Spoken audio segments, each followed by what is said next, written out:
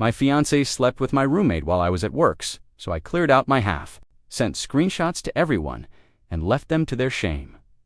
I'm a 27-year-old guy, and up until a few months ago, I thought I had everything figured out. I had a decent job, a fiancée I believed was the love of my life, and a roommate who I considered one of my closest friends.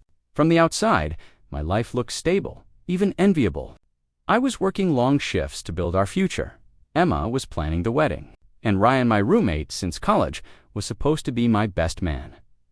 I remember coming home late one night, the smell of takeout still clinging to the air, and seeing Emma and Ryan laughing together on the couch. They barely noticed me walk in, so wrapped up in their little conversation. I brushed it off, telling myself that's just what happens when you're with someone comfortable.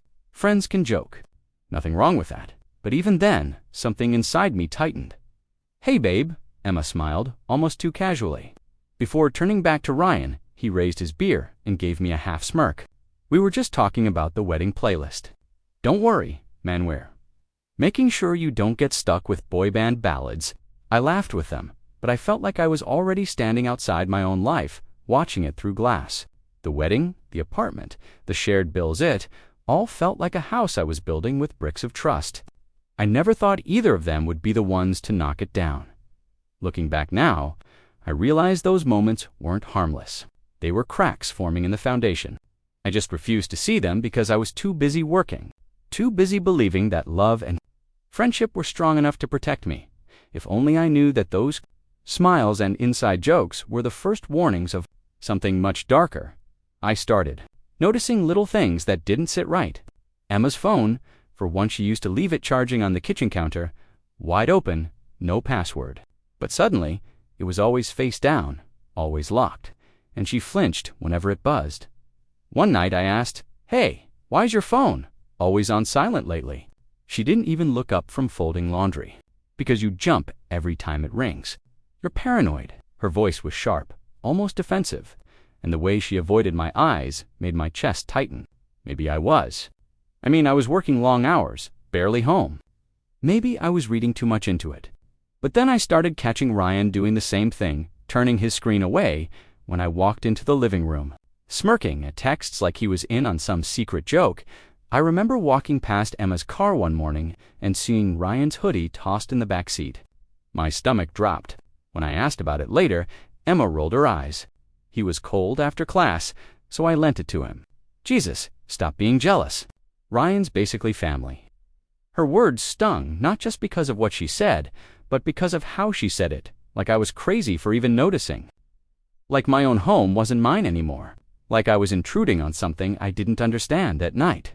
Lying in bed, I'd hear muffled laughter from the living room, the sound of beer bottles clinking. Sometimes her laugh-soft, flirty would cut through the walls, and I'd stare at the ceiling, wondering if I was losing my mind or if my life was already slipping through my fingers. And then one night, I walked past the door and saw them sitting close to close, their shoulders touching, whispering about something I wasn't allowed to know. I didn't say a word, but deep down, I knew this wasn't paranoia anymore. I worked 12-hour shifts, sometimes more, because I believed every extra dollar was another brick in the future Emma and I were building. Every long night was supposed to mean a shorter road to our wedding, our home, our life together. I told myself the exhaustion would pay off, but the more I worked, the more distant she became. Emma stopped asking how my day was. She stopped waiting up for me. I'd come home and find her curled up on the couch, laughing at something Ryan said, like he'd replaced me as the person she shared her evenings with. I walked through the door, my clothes reeking of grease and sweat from work, and Ryan smirked from the kitchen. "Dude, don't kill yourself at that job. You're missing out on the good stuff." Emma chuckled, eyes flicking up at me for just a second before returning to her wine glass. "He just doesn't know how to relax," she said. Like I wasn't standing right there. I forced a laugh, dropped my bag by the door, and kissed her cheek. It felt like kissing a stranger. The apartment no longer smelled like home, it smelled like his cologne, like the cheap beer he always drank, like betrayal disguised as friendship. Even the air felt heavier, like I was intruding in a space that used to belong to me. Some nights, I'd drag myself to bed alone, only to hear them talking in hushed voices behind the closed living room door. Sometimes it was laughter, sometimes silence. Both cut me open in different ways. And then came the night I'll never forget, when I slipped my key into the lock, and before the door even opened, I heard it. Her laugh. High, breathless, intimate, his voice low, right behind it. I froze, hand still on the doorknob. For the first time, I realized I might not just be losing my fiancée. I might already have lost her. I couldn't shake the feeling anymore. Every time Emma and Ryan were in the same room, my gut twisted like it was warning me. I tried to convince myself it was stress, that I was overthinking, but deep down, I knew. I just didn't want to admit it. One night, I finally asked her straight out, "Emma, are you and Ryan?" The words barely left my mouth before she cut me off. She slammed her glass on the table.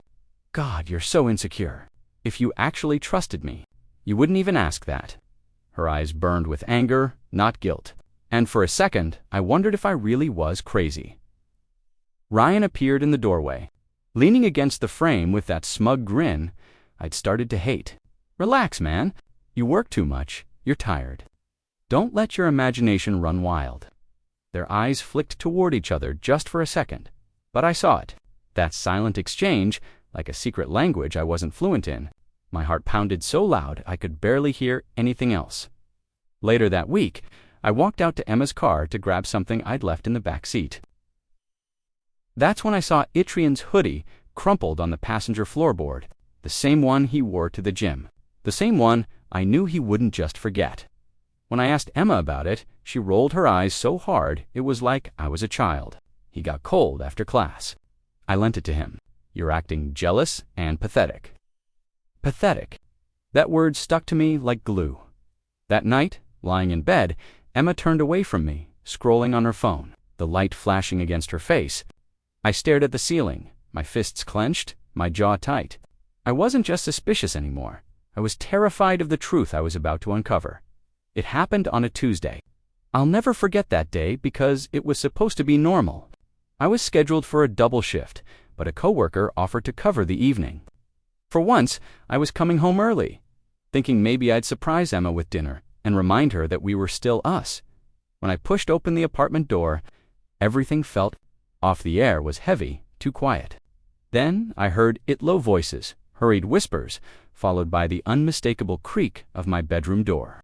My heart stopped. I walked down the hall, every step echoing in my chest. When I pushed the door open, the scene hit me like a physical blow. Emma was half-dressed, clutching the sheet against her chest, her eyes wide with terror. Ryan stood beside the bed, fumbling with his jeans, his face pale as if he'd seen a ghost. "Wait, it's not what it looks like," Emma shouted, her voice cracking. Ryan froze, his mouth opening but no words coming out. He just stared at me, guilt written all over him. I didn't scream. I didn't throw punches. I just stood there, cold, shaking, numb. My hands moved on pulling out my phone, snapping pictures, documenting every disgusting detail. Emma lunged toward me, her eyes wet with panic. "Please, don't do this." Let me explain, but there was nothing to explain. The smell of sweat, the rumpled sheets, the sheer panic in their faces, everything screamed the truth I had been too afraid to face. I turned around and walked out. Their voices chasing me down the hall. It was a mistake. It didn't mean anything. Emma cried. But to me it meant everything. The life I had been building collapsed in an instant. And all I could think was, they did this in my bed, in my home. While I was killing myself at work for them, that was the night everything inside me broke. After that night, something inside me snapped, but not in the way I expected. I didn't scream. I didn't fight. I didn't even confront them again. Instead, I went quiet, cold. It was like a switch flipped, and I decided if Emma and Ryan wanted to treat me like a fool, I'd let them believe I was one. Until I was ready, the next morning, Emma acted like nothing happened. She made coffee, humming softly, her eyes avoiding mine. "Do you want toast?" she asked, like she hadn't torn my entire world apart less than 12 hours earlier. "Sure," I said flatly, sitting at the table. My voice was calm, my hands steady. On the inside, I was on fire. Ryan passed through the kitchen, his eyes darting toward me nervously. "You good, man?" he asked, forcing a laugh. "Never better," I replied, and I meant it not because I was okay, but because I had finally made up my mind. From that moment on, I started collecting evidence. Every text I could access, every Venmo payment that hinted at dinners and drinks I hadn't been invited to. I checked her laptop one night when she was in the shower and found emails flirty, bold, cruel. They joked about me, about how hard I worked, how clueless I was. The words blurred as I read them. My jaw so tight it hurt. He works so much, he'll never know. That line was burned into my brain, but I didn't explode. I didn't let them see me break. Instead, I smiled when I needed to, answered their questions casually, and bided my time. I wanted them comfortable. I wanted them careless, because the best revenge isn't anger, it's patience. And I was willing to wait as long as it took. I thought the worst part was catching them in bed together. But I was wrong. The physical betrayal was brutal. Yes, but what I discovered next broke me in a way I never saw coming. I had already gathered screenshots of texts and emails. But one night, Emma left her tablet on the coffee table while she went to shower. I shouldn't have looked.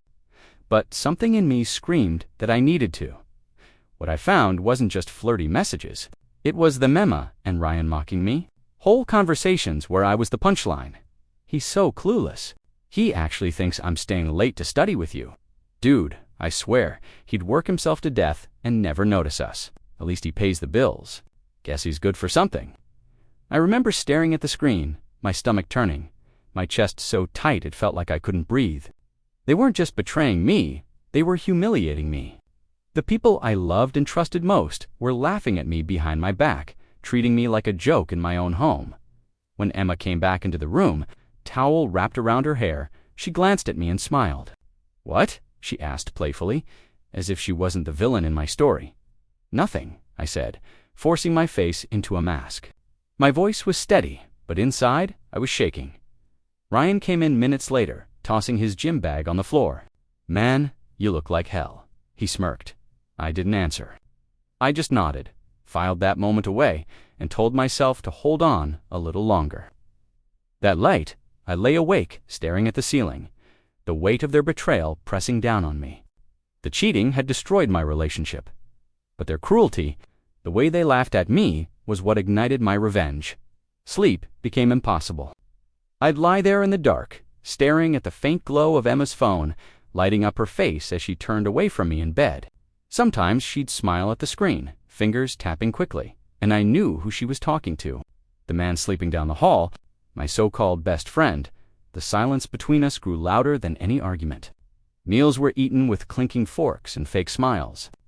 I'd ask how her day was, and she'd mumble, "Fine," without ever looking up. Ryan still walked around like he owned the place, cracking jokes, making himself at home in a life I had built.